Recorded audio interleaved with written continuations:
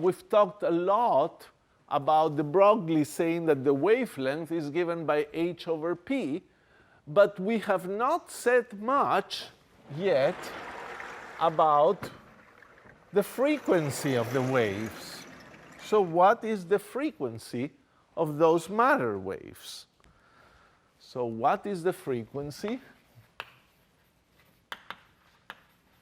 Frequency of the matter waves.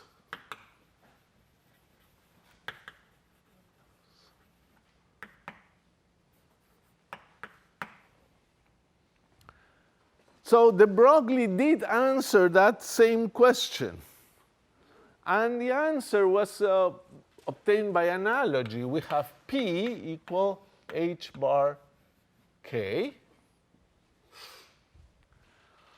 And he said, well, just like the wavelength is determined by the momentum, we'll have E equal h bar omega. So the frequency, so this equation is the one that now completes the story. Omega is equal to E over h bar. Fixes omega in terms of the energy. And we're going to say a few things. In fact, this will be an interesting digression into an important subject about waves that illustrates why this answer makes a lot of sense. And that's really all you can do at this moment. This is a postulate of quantum mechanics, that you do this thing, and with this you get quantum mechanics. So the best thing we can do is explain why it makes sense in a number of ways, and then hope that the theory that you build makes full sense. So I want to remind you about velocities of waves. So if you have a wave now, that it has k and omega, you have this thing, k minus omega, wave with a phase kx minus omega t. Then there is something called the phase velocity.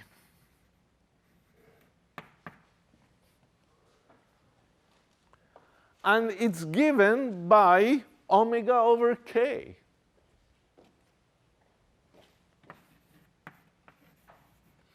It's the velocity in which the nodes and maxima of this plane wave move. So let's see if this makes some sense. Omega over k is the same thing as E over p.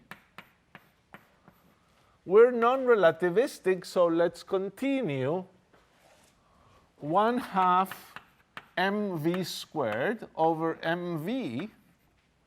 And this seems a little strange, 1/2 v. So if I have a particle, you see, this is matter waves of energy E and momentum p, and E is 1/2 mv squared, is the velocity of the particle, p is equal to mv, and now somehow this wave seems to be moving with half the speed of the particle, and that looks pretty bad. What's going on? Well, this is the usual story with waves. If the wave itself doesn't, a plane wave carries no real information, it's not a signal. So many times when you try to represent a particle or a little bit of information traveling, representing it with a plane wave is actually quite wrong. You have to represent it with a wave packet. And therefore, this phase wave velocity being 1/2 of the velocity of the particle seems to just confirm the idea that first, these waves are a little strange, and second, phase velocity is not very meaningful physically. The velocity that is more meaningful is V group velocity,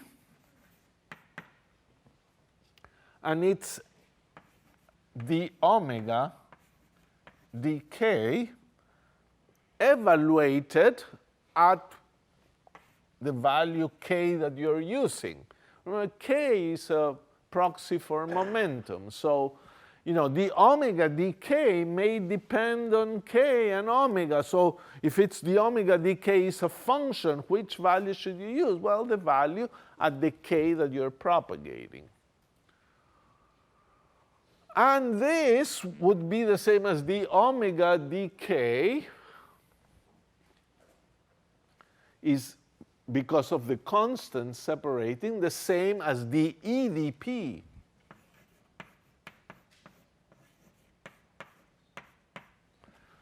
But what is the kinetic energy in terms of the momentum? We wrote it last time, p squared over 2m. That's the kinetic energy expressed in terms of momentum. So this is dp of p squared over 2m.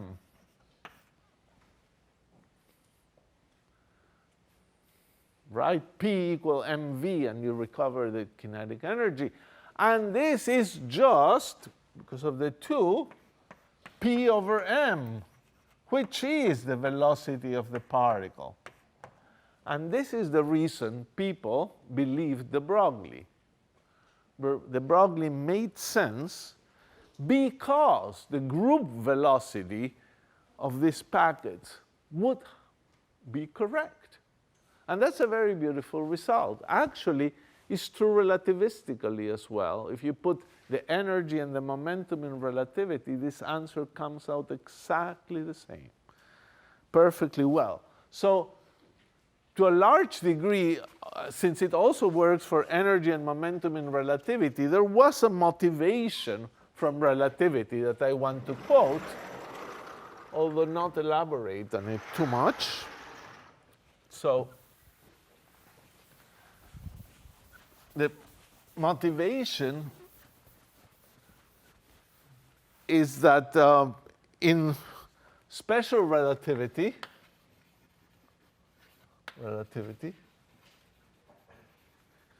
the components of the energy divided by c and the momentum form a 4 vector.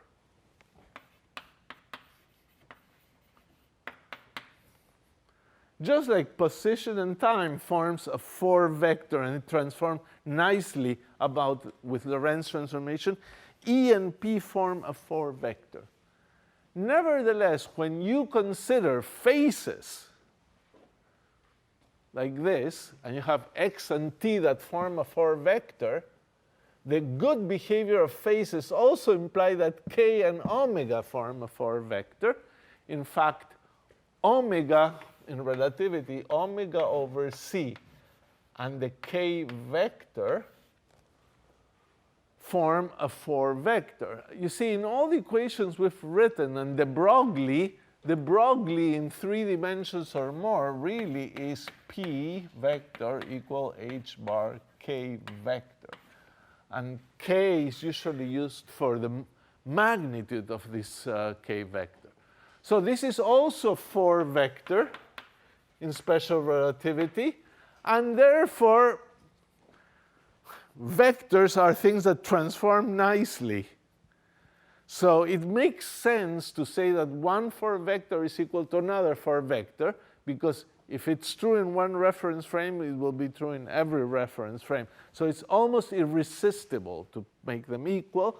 And de Broglie, in some sense, said this is equal to h bar times that. That's de Broglie. The interesting thing is that this is true relativistically, but actually, non-relativistically, you can make sense of this and set it equal to be the same things, and the phase velocities, group velocities all make sense. Certainly, we've now said for matter particles that E is equal to h bar omega, but another statement would be that yes, indeed, Einstein said that for photons, E was equal to h bar omega, or h nu, and therefore, yes, whatever happens for photons happens for these matter waves, And so also, so this is another argument. Group velocities is one. Special relativity is another reason. And of course, photons, where Einstein said that E is equal h nu, which is equal to h bar omega.